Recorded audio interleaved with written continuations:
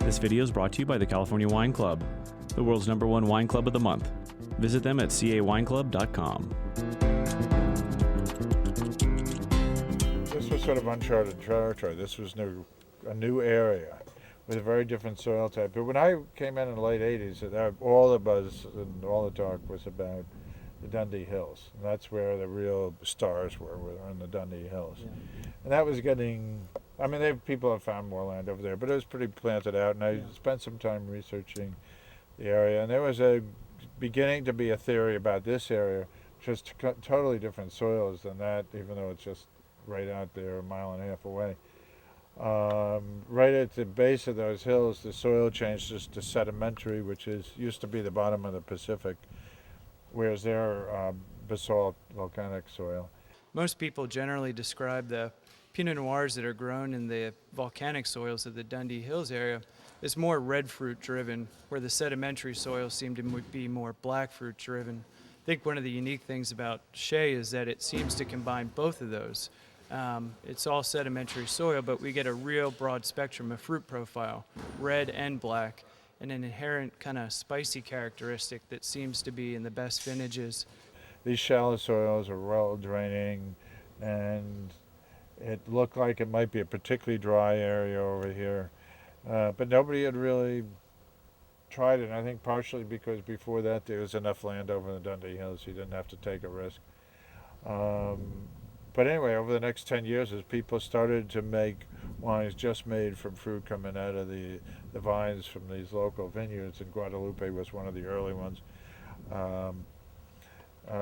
suddenly it was tremendous demand, and now we've got vineyards popping up all throughout the area.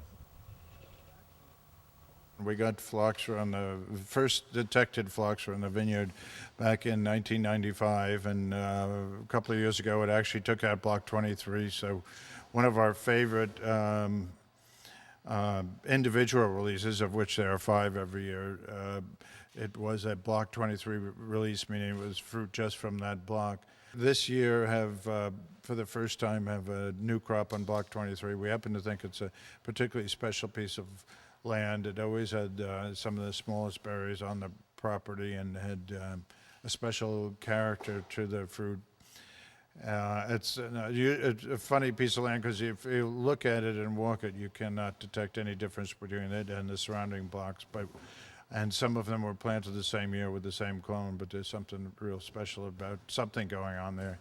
That picker will pick this when it can't really be distinguished from that, and yet it'll have like bricks of like 14%, and it'll really, not much of it would ruin your wine. Yeah. So that's one of the things you're sorting for in the sorting table. Yeah. Yeah. And also we even have a harvest of just this stuff. A couple weeks beforehand, we'll come through and just drop it all on the ground so nobody picks it up.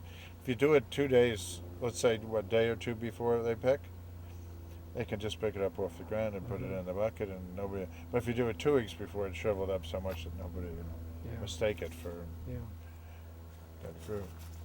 It's a vintage that is a tremendous amount of excitement about. We've run this wonderful streak of vintages since 1998, and even by that standard, there's a lot of excitement about this vintage. It was a very warm but not unduly hot year. It was not in any way rain interrupted. You could pick when you really thought the fruit was ready, and they are very ripe, full-bodied Pinots without being over the top. A lot of cluster, a lot of grapes, so I think it's going to be a good year.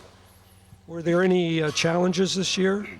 No, everything has been pretty easy. So no, I don't think there's going to be any challenges. We're cluster thinning now, and so far it looks so good. How does it compare with last year? Well, last year we had a little less good set than this year. This year we have almost 100% good set on clusters. To make 5 different wines from one vineyard really means allowing the fruit to showcase itself. So the emphasis is on the fruit, and on the winemaking side, just trying to make sure that each clone, it captures its full potential. I think we focus on the texture of the wines and that spiciness that I mentioned before with a few things in-house, but more than anything, it's just about preserving the quality of the fruit that comes through the doors.